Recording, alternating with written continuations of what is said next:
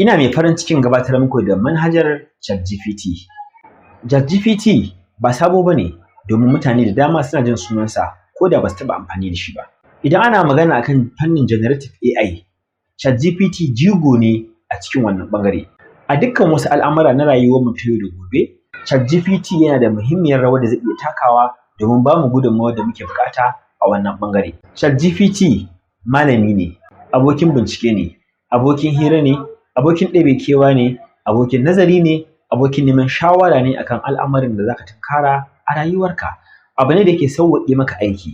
ChatGPT PA ne, SA ne, naka na karan kanka ba na kowa ba.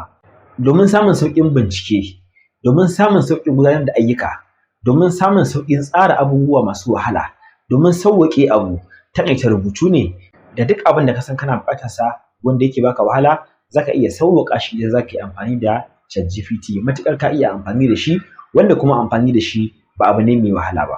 Idan baka fara amfani da ChatGPT ba, ina baka shawara ka hau Play Store yanzu ka ɗauko ChatGPT ka yi rijista da shi, sannan ka fara gwada yadda za ka yi amfani da shi. Na tabbatar idan ka fara amfani da shi to ba mai iya raba ka da shi sai Allah. Ka fara amfani da shi yanzu domin ka sauwaƙe kanka al'amuran rayuwarka.